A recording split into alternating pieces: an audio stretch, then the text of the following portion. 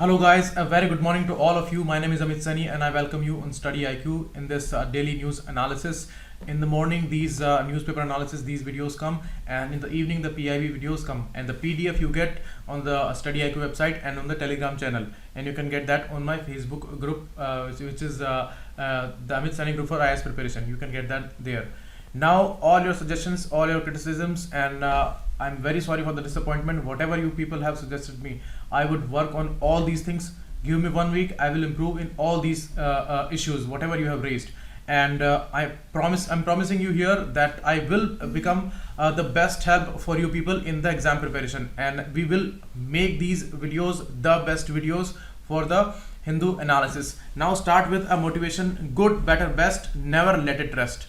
You see, till your good is not better, and your better is not best, till that time you should not stop. It's a consistent fight, it's a consistent pursuing of something. When you make a small goal, then you go towards a bigger goal, then you move towards a bigger goal. So slowly you gain more and more confidence, and at the level where you are the most confident, you get your biggest success. So that's the idea you should never forget, and always remember, this is a consistent fight, daily fight. It's true for you, true for me, everywhere. Okay, next, the MCQs that I gave to you yesterday. China shares border with all these countries except this Uzbekistan, so the answer would be C here. Next, the allowed provisions in the Constitution of India, they are for the depressed classes, and it is said that unrepresented classes should be represented. And what is this term, unrepresented classes? These are the classes which are not there adequately presented in the legislature, Lok Sabha, Rajya Sabha, in jobs, or in some mainstream areas. Okay, the proportional representation, the proportional reservation, actually, that is not given. It is not given according to the population. It is given on the basis of the historical injustice that has been done with some classes which are depressed classes, which are socially and educationally backward. So it is not proportional, it is adequate representation. That is the term which is used in Article 16 clause 4. So 1, 2, 4 would be the answer here. And Iran is not the member of GCC. Qatar, Saudi Arabia and Bahrain is the member. So 2, 3, 4 would be the answer here. Next, the important article, you can relate it with GS 3 and 2. Okay, you see, this is the election year, and government is going to spend a lot on the populist measures, as all governments do at this time. And some conservative measures we are seeing by the CSO body, the Central Statistical Organization. They have released the data, and they are saying that 7.2% would be the growth for this particular fiscal year. And this data is said to be conservative because RBI had projected 7.4%, and World Bank had also projected more than 7.2%. Okay, so higher than the growth rate of 6.7% of the last year. This data is more than that, but it is a conservative idea according to this year's forecasts. You see, last year was mired with the problems of implementation of GST and the demonetization issues and all. So because of that, these growth rates, they went down. But this year, this should have been more than 7.4%, but still it is 7.2%, and it is mainly because of this second half of the fiscal year, and which is going to deal with the election time. So that's the reason many sectors of the economy are projected to do better than they did last year in the aftermath of the twin shocks of demonetization and the GST. You see, this year manufacturing and construction had a big boost, 8.3% and 8.9%, and it was higher than the growth rate of below 6% that these sectors witnessed last year. Okay, now CSO's growth estimates for 18-19 appears conservative, as I told you, but the main reason is the elections. And in the first half of this fiscal year, the growth was 7.6%. That was a very bright number, but in the second half it is projected that it would only be 6.8%. Because the manufacturing sector, it is expected to slow down sharply in the second half, because big ticket investments would not be possible in the next half of the fiscal year, because elections are pending. So nobody is sure what kind of government would be and what kind of policies would be there in the future. So they are not investing heavily in these sectors, and that's why it is going to get a dip, a big dip, and it would be around 6% growth in the manufacturing sector. That's why in the second half the overall growth would be 6.8%. Okay, and one important issue is there. On some brighter side, some points are there that investment spending has gone on an increased path, but you see this was for a small period of time. These things improved a little bit after the twin shocks, but now the elections are pending, so again there is going to be some inhibition in this growth path. Although gross fixed capital formation has gone up, which is crucial for the investment and infrastructure, so it is expected to reach 33% this year, so it is highest in last 3 years. But the regime uncertainty is the big issue here, and the holding back of big ticket investment in the manufacturing area. Major risk is that there is no medium to long term structural reforms which are going on right now. They should have gone after the GST implementation, but they are not going on because of the political reasons and because of this populist policies. Eventually these things are going to damage the economy, that the writer is saying. Why? Because this is the time when economy was getting some boost, and they were saying that go on the fiscal consolidation path. Okay, spend less and receive more or save more, so that fiscal consolidation would be there, and we will be having a big leverage over the investment and the infrastructure sector. But this is the time when elections are pending, so governments are going to spend more. Okay, so just opposite would happen.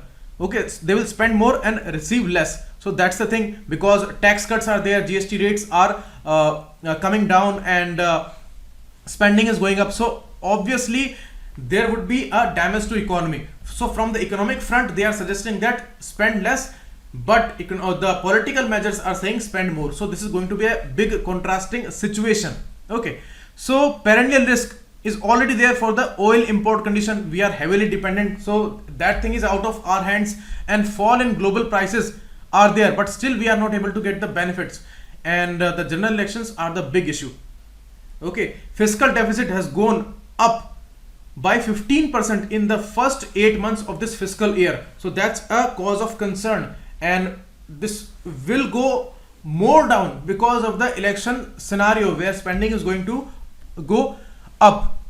Next article is regarding the situation in Syria, where Donald Trump had announced that we will pull out all the troops from Syria. We are withdrawing our troops. But now the National Security Advisor, Mr. Bolton, John Bolton, he said that withdrawal is not possible without the actual suppression of ISIS. Okay, they should be beaten up. So that's the thing.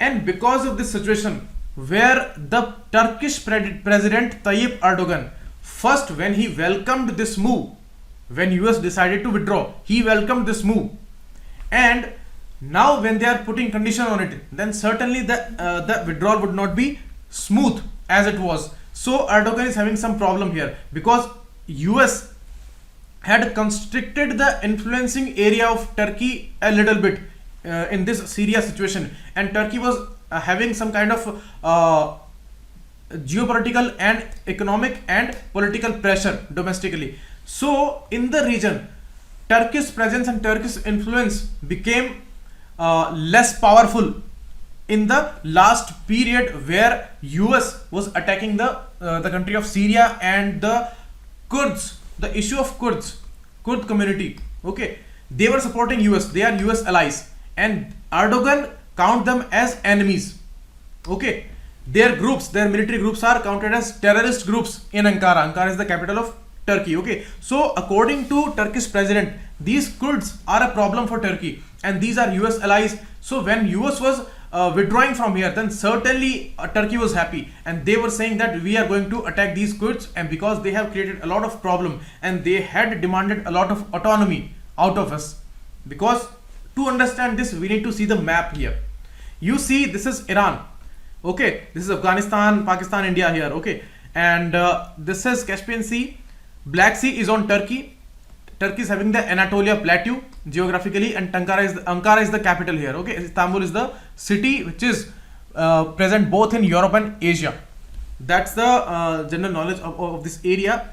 Mediterranean Sea is located south to Turkey, and out of this Turkey's this much area, Kurds are living in this area, and they are also dominating in the northern Syrian part, and in the western Iran part, and in the northern Iraq part. So this whole area is dominated by the Kurd community, and they hail this area as Kurdistan.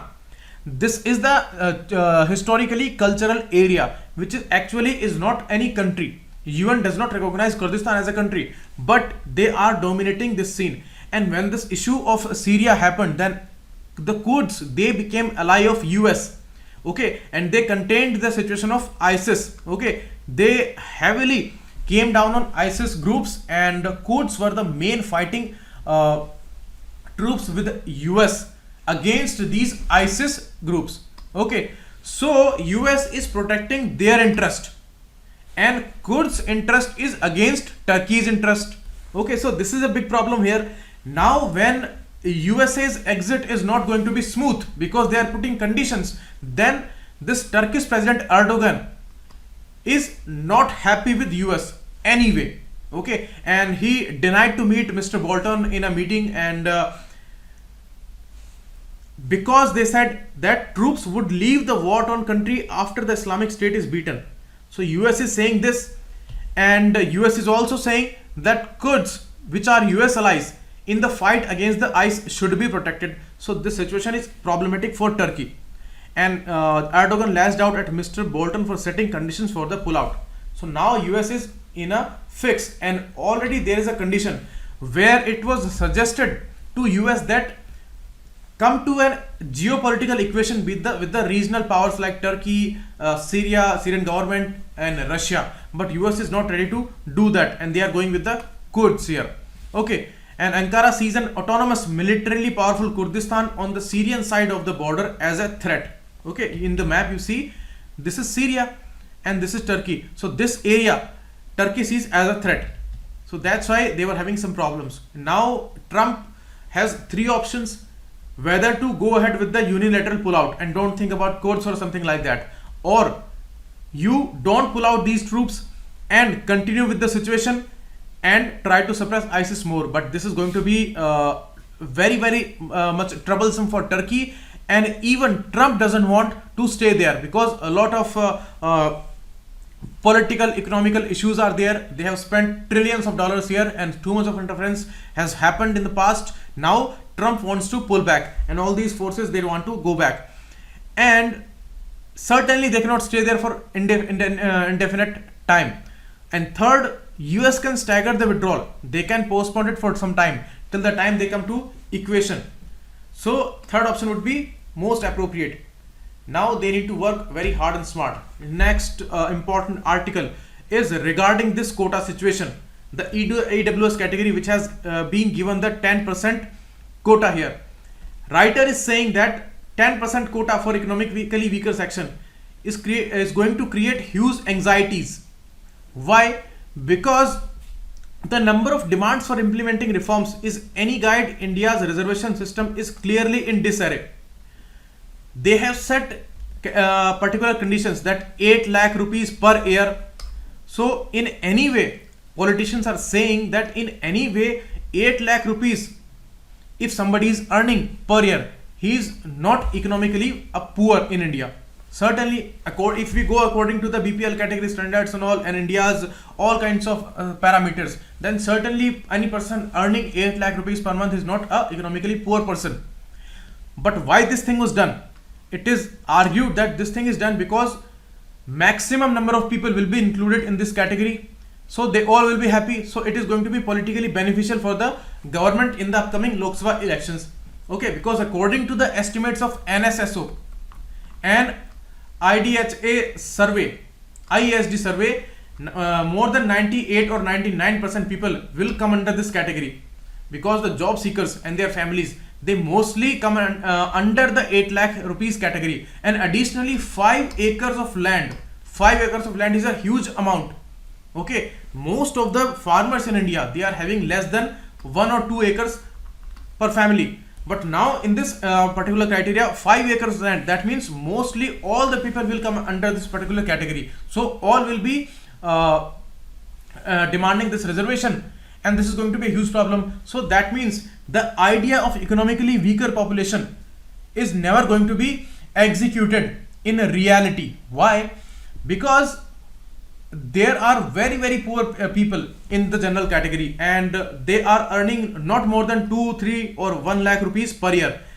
In reality, these people actually need the reservation, and they will be excluded now, because the people who are earning 5 to 8 lakhs rupees per year, they will be getting benefit of this reservation policy, because they are more strengthened and they are economically more sound, and they can access a good education and these coachings and all. So they will be getting jobs out of this reservation, and these people again will be left out. So practically this idea is totally flawed, and they are saying that it is unlikely that recent passed constitution bill 124th bill creating a 10% quota for the economically weaker section, EWS section, will serve anything more than a band-aid. So it's not a permanent solution. Deep inequalities prevalent in access to education and jobs. These are the realities, and these inequalities, they start at the elementary level. Okay, I will show you some data later. You see, she's saying that our republic, when it got independence, these things were necessary. Positive discrimination and this support of reservation was very much necessary for the depressed classes, but it was to be revised after 10 years, but it was not revised, and today it is the dire need of revision of this reservation policy. Revision should not go, it is needed. Till today it is extremely needed for the depressed classes, because in the rural areas the exploitation is going on. Okay, so it is needed, but the reservation redesigning and the discussion is the dire need of the hour, and that's how it is only going to be possible for the depressed classes also. Otherwise it is not benefiting the society in any way. Okay, so that's the thing. Next, this particular procedure of this 10% quota giving, this is excluding no one, it is including everyone. As I told you, the limits of 8 lakh rupees and 5 acre land, it is going to exclude no one, it is going to include everyone. And the OBC creamy layer criteria, which was actually based on the excluding criteria, okay, they were excluding the rich classes who were earning more than 6 lakhs, or now the revised criteria is there. So those people were excluded from this reservation category. But in this particular thing, where 8 lakh rupees is the limit, they are going to include everyone. The EWS quota, in contrast, is expected to focus on the poor. Okay, where the focus was on the rich class in the OBC creamy layer criteria, and here it will be on the poor, but in reality the poor is not getting any benefit. Next, according to, as I told you, NSS survey and the IHDS survey, more than 99%, 98% people will be included in this category, and jobs will be open. You see, there is an issue of a roster. If the people from the reserved category, if they cross the threshold of the general category cutoff, then they will be counted as generals. Okay, so 50% is the reserved category, 50% is the non-reserved category. So these people, if they cross the threshold from this category, they will be counted as general category. Okay, and rest of the people will be getting the benefit of reservation. Now this is going to be 40% only. This category, non-reserved category, will be only 40%. Now these already reserved category will also be having less chances to come in this category. They will face more resistance here and more competition here. So neither it is helping the economically poor section of the non-reserved category, neither it is helping the already reserved category. So it is problematic for both, and it will be most problematic for the OBCs, who are actually more than 50% in the population, and they are getting only 27% of the reservation benefit, and even it is less than 27% in most of the states, because of the complex situation of the caste based politics. Okay, so these OBC people, they will demanding more reservation heavily now in the states, because center has started this thing. This is going to be a devastating thing, because they are opening the floodgates now. They all will come up on the street, and the kind of protests we have seen in the case of Jats and Kapus and Marathas in Maharashtra. So this thing is going to be very much a devastating thing. And the big issue of getting the caste certificate, this is going to be the biggest problem here, because you see, in the OBC category, people who are excluded on the basis of creamy layer, they are finding it very difficult to get the right caste certificate if those people are poor. But many are excluded because anyhow, out of any parameter, they will say that you are not coming under the non-creamy layer, you are coming under the creamy layer. So it is very tough for them to get the caste certificate. But here it is going to be a huge problem, because the criteria of 8 lakh rupees per year, how they are going to decide that, and how they are going to decide about the land issue, the 5-acre land. This is the most controversial issue which is going to be, because nobody is showing their actual land, and 5-acre land is a huge issue. How it is going to be decided? So it is going to be a huge level of corruption in deciding these caste certificates, and for the poor it is going to be the most difficult thing to get this caste economically weaker section certificate. So that is the biggest problem here. Next difficulty is that it is never going to do greater good for the equality in the society. Okay, little benefit to be derived from the EWS quota would be there. How you see the situation if this is applied, and after that if a university advertises for an associate professor for quantum physics, it's an example. Okay, if they are releasing an advertisement for this post, but this post is only for the EWS category and nobody from the EWS category is available. If that person is available in the OBC category or any other category, that person would not be included. Okay, EWS category is needed, so that vacancy would not be fulfilled. So this situation we are already facing with the reserved categories and their vacancies. So this thing would be continued, and this would bring more inequality in the society. Now we should sharpen our focus to look for more effective and alternative solutions of this reservation issue, and we should redesign it. Here the writer is proposing some alternative and innovative solutions, because it is an ineffective instrument. Okay, how it is ineffective instrument? Because the main goal is to help as many people as possible to bring in this particular 10% category. So more the people you will bring in this category, huge the problem it would be.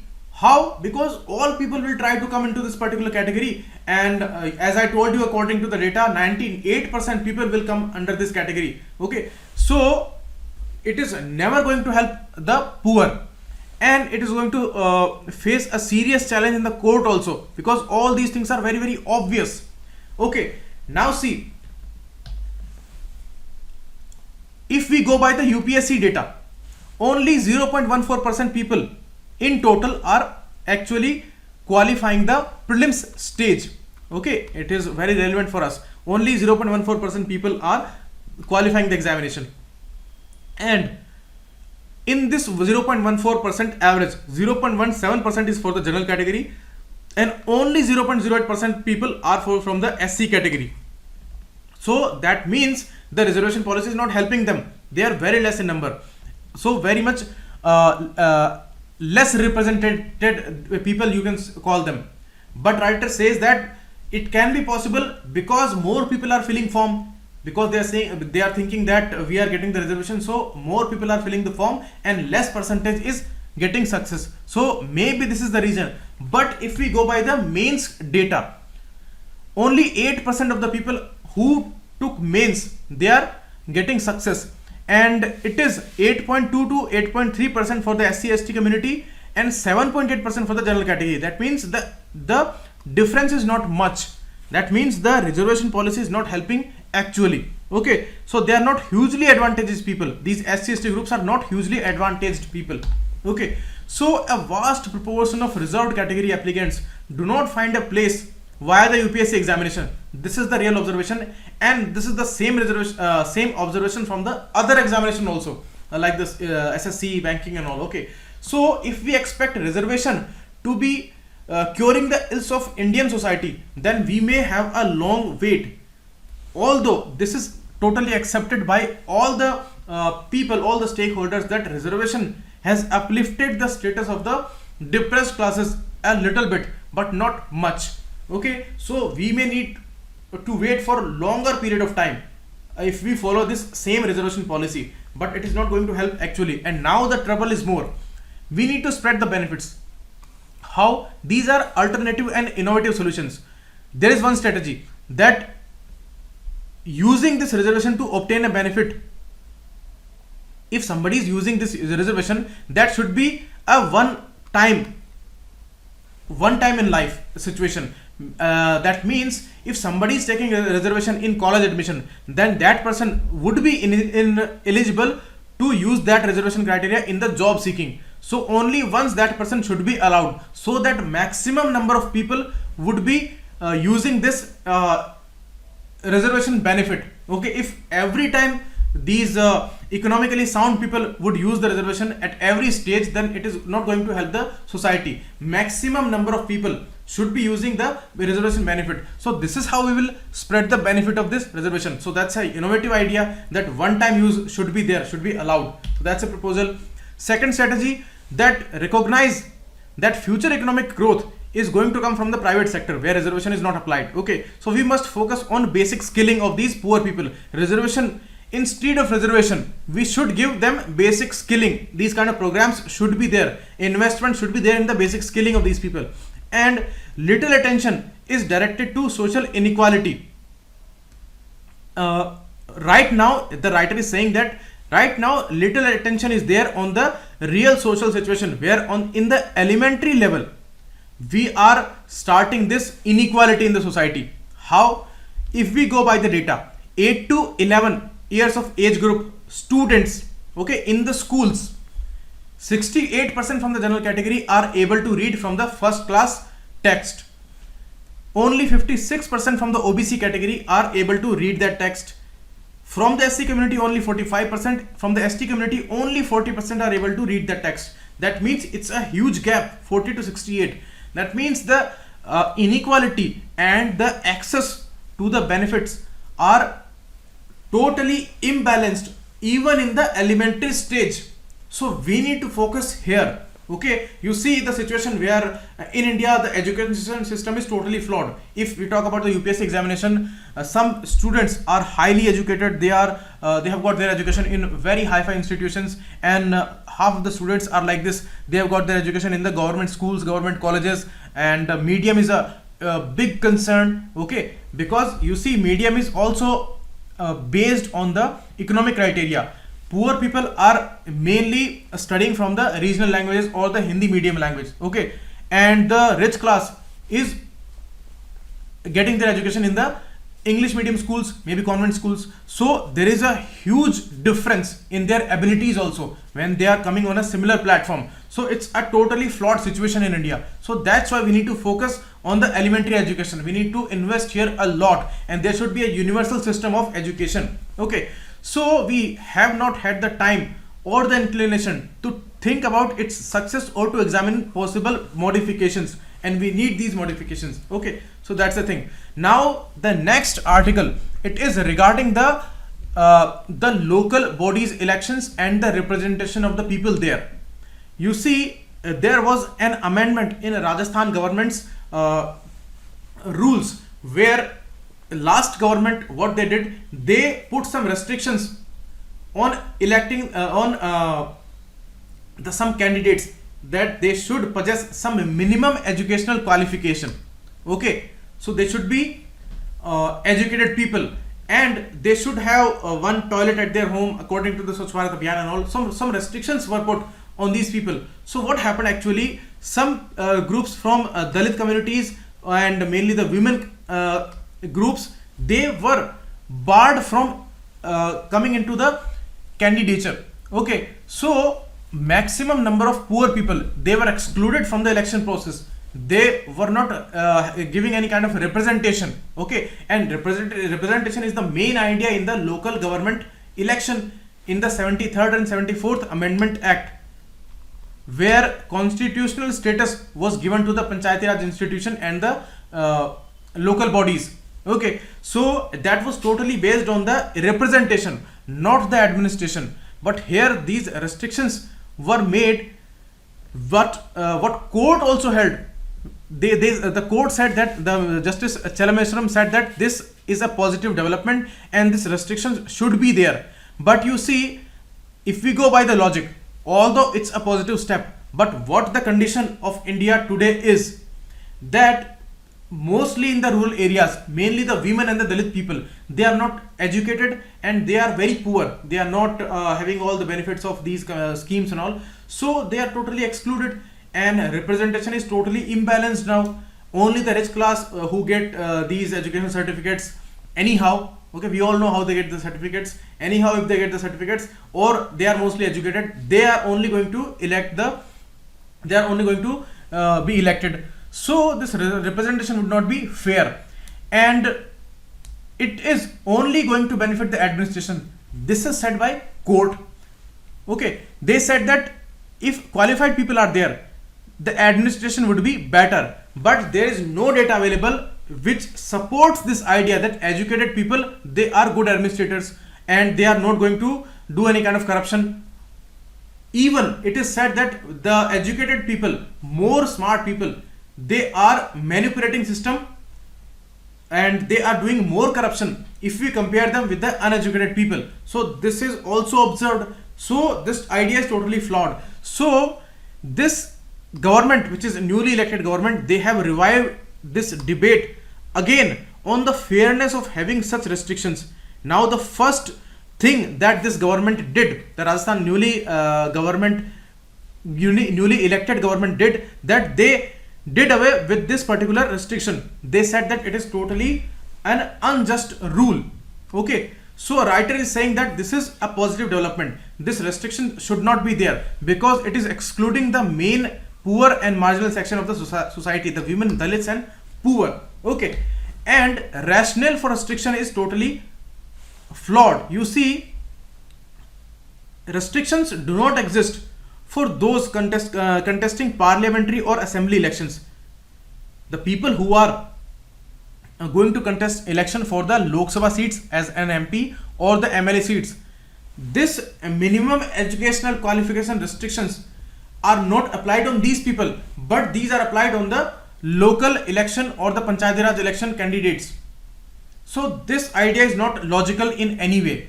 You see, they are dealing with the local level issues, okay, and the panchayat issues, which are not that much high-fi with the issues as the issues with parliament and the state legislature. Okay, these issues are very much in a way more important and very complex, and they need better administration, they need more efficiency. But the Panchayati Raj institutions and their issues, they are very much simple. So uneducated people, they can also manage those issues. So the restrictions should be there on this particular stage. The minimum education qualification, these standards and these rulings and these restrictions should be there on these elections, not on the Panchayati Raj elections. But they have done just opposite. Okay, in the present Lok Sabha, only 13% of MPs are under matriculates, and this 13% number is more than the percentage of women MPs. Okay, so you see, this is totally illogical, where 13% of MPs are not educated and you are putting restriction on the Panchayati Raj elections candidature. So that is going to be a illogical idea. That's why this move is right, what the present government did. So writer's idea is this. You see, in Haryana also, they did the same thing as it was done in Rajasthan. They put all these restrictions, and all the women, they were excluded there, and already the gender issues there in Haryana. So an ill-informed assumption that those with formal education will be better in running panchayats is not logical, and it reveals that state governments and court place a premium on administration over representation. That means they are focusing more on administration and they are ignoring the representation. And representation was the main idea under 73rd and 74th Amendment Acts. So representation should be fulfilled.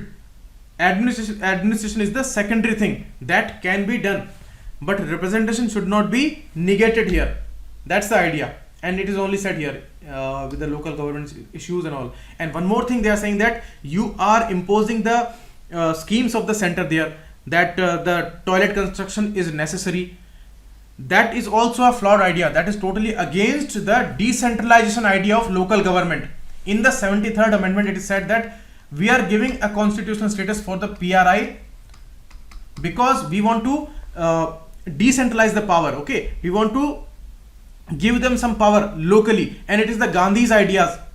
Okay, Gandhi supported this idea heavily that there should be local administration, and the centralizing tendency of the center and the state should not be imposed on these villages and the local bodies. So this idea of putting these central schemes restriction on the candidature is totally against that idea.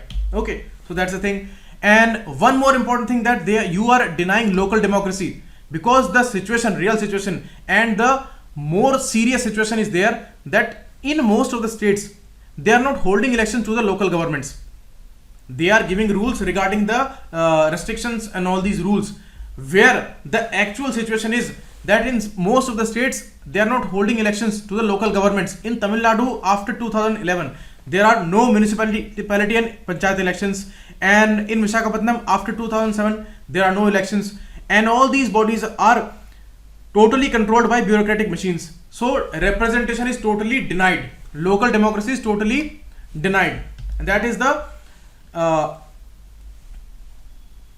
total ruination of this representation and the decentralization idea. So in most these states where these elections are not getting held, tasks like delimitation of seats are still done by the state governments, whether they should have been done by the State Election Commission, which is the body under Article 3 to 4. Okay, state election commissions, they manage all these local bodies, panchayati raj elections. Okay, and the chief election commissioner or the chief election commission, that manages the elections of Lok Sabha and Vidhan Sabhas mainly. Okay, so here you are ignoring the constitutional body, and state governments are actually indulged in the task of delimitation of the seats. Okay, so that's again a flawed idea. So anyhow you are preventing the local governments. That should not be done, and we should improve this situation. Now some important information as the data that we were discussing for the last 2 days.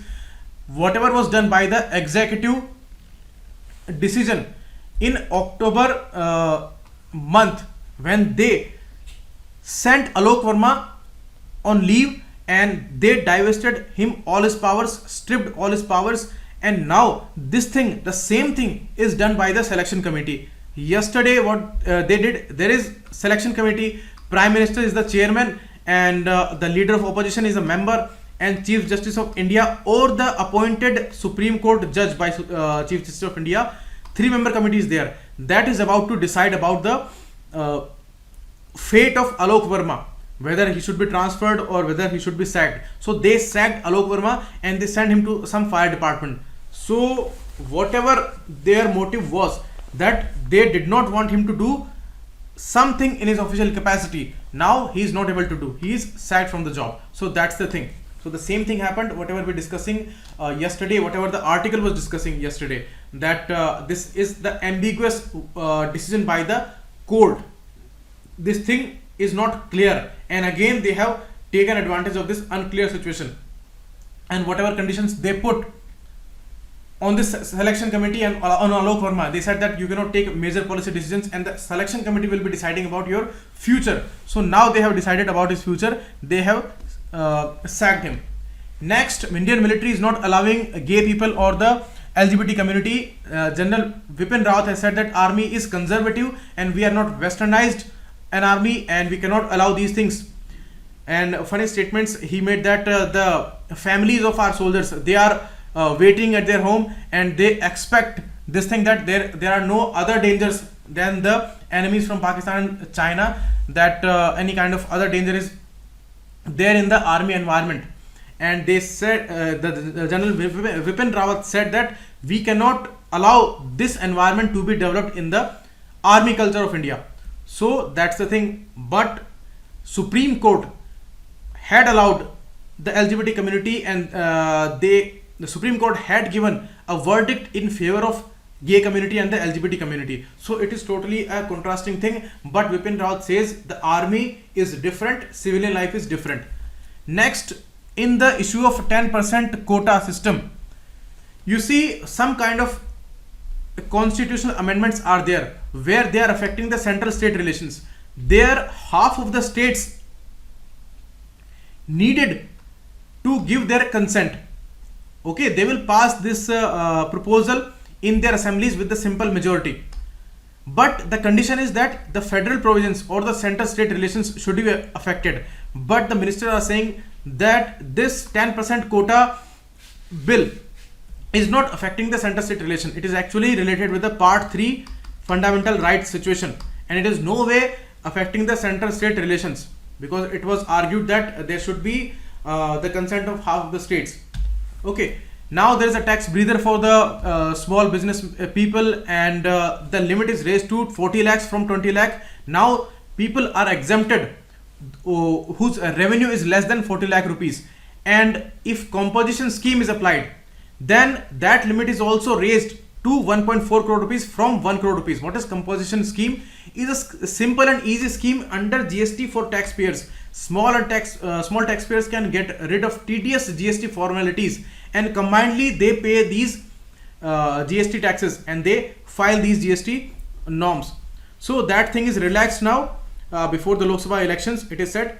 And GST Council has taken this decision. GST Council is the main body who decides about all these issues, whether the tax slab should be revised or something like that. And in the northeast area also, they have doubled the amount from 10 lakhs to 20 lakh for the mandatory condition of filing the GST. Now West Bengal Chief Minister has pulled out from Central's health scheme, that is Ayushman Bharat.